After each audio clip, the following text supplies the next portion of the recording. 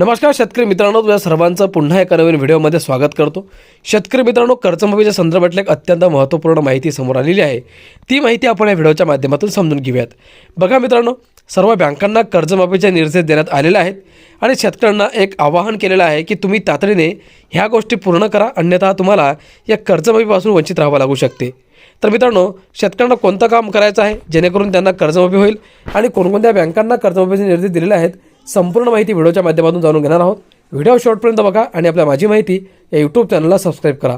तर चला ही सविस्तर माहिती पुढीलप्रमाणे जाणून घेऊयात। शेतकरी मित्रांनो, राज्य शासनाच्या सहकार विभागाने कर्जमाफीच्या संदर्भात एक अत्यंत महत्त्वाचे पाऊल उचललेले आहे।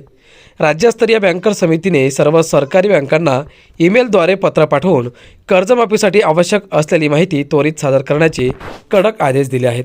यामध्ये प्रामुख्याने NPA आणि ओव्हरड्यू खात्याची सविस्तर माहिती मागवण्यात आली असून त्यासाठी सुमारे 54 विविध मुद्द्यांचा समावेश असलेला फॉर्म बँकांना भरावा लागणार आहे। या नवीन अपडेटनुसार सरकार 30 सप्टेंबर 2025 पूर्वीचे कर्ज माफ करण्याच्या विचारात असल्याचे दिसून येत आहे। यामध्ये 2019च्या कर्जमाफीनंतर थकीत राहिलेल्या शेतकऱ्यांचा विचार केला जाणार आहे। मात्र जर ही प्रक्रिया 30 जून 2026 पूर्वी पूर्ण झाली तर 2025 आणि 26 या वर्षात नियमित कर्ज भरणारे शेतकरी या योजनेपासून वंचित राहण्याची शक्यता निर्माण झाली आहे। त्यामुळे शेतकरी नेत्यांनी या तारखेबाबत शंका उपस्थित केली असून जास्तीत जास्त शेतकऱ्यांना लाभ मिळावा अशी मागणी होत आहे। शेतकऱ्यांनी कर्जमाफीच्या यादीत आपले नाव निश्चित करण्यासाठी काही तांत्रिक बाबींची पूर्तता करणे अनिवार्य आहे।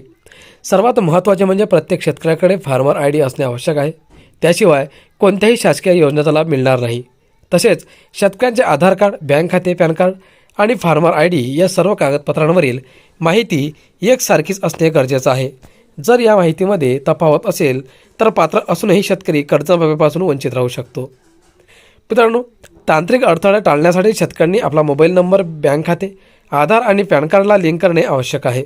बँकांनी माहिती पाठवताना कर्ज मंजूर झाल्याची तारीख, कर्जाचा प्रकार, व्याजासह थकबाकी आणि NPA झाल्याची तारीख या सर्व बाबींची गोष्टींची नोंद करायची आहे। काही बाबतीत 1.5 लाखांपर्यंतच्या मर्यादेत कर्जमाफी देऊन त्यावरील उर्वरित रक्कम शेतकऱ्याला स्वतः भरावी लागण्याची शक्यताही वर्तवण्यात येत आहे। शेतकऱ्यांनी तातडीने आपल्या संबंधित बँक शाखेला भेट देऊन आपला फार्मर ID आणि बँक रेकॉर्ड तपासून घ्यावा असे आवाहन करण्यात आले आहे। एकदा बँकांनी याद्या अंतिम करून सरकारकडे पाठवल्या की त्यानंतर त्यामध्ये बदल करणे कठीण होईल। त्यामुळे आपल्या कागदपत्रांची पडताळणी वेळेत करणे हिताचे ठरेल। ही कर्जमाफीची प्रक्रिया अत्यंत किचकट असून शेतकऱ्यांनी सजग राहणे आणि आपल्या हक्कासाठी संघटित राहणे आवश्यक आहे। तर मित्रांनो, अशा प्रकारे तुम्हाला जर कर्जमाफी पाहिजे असेल तर दिलेल्या सर्व अटी तुम्हाला पूर्ण करणं गरजेचं आहे, नाहीतर तुम्हाला कर्जमाफीपासून वंचित राहावं लागू शकते।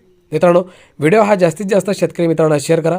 आपला एक शेअर आपल्या शेतकरी बांधवांचं नुकसान होण्यापासून टाळू शकतो आणि आपण शेतकरी एकमेकांचीच मदत करू शकतो। मित्रांनो, आजचा व्हिडिओ समजल्यास, व्हिडिओ आवडल्यास लाईक करा, चॅनलला सबस्क्राईब करा आणि हा व्हिडिओ जास्तीत जास्त शेअर करा।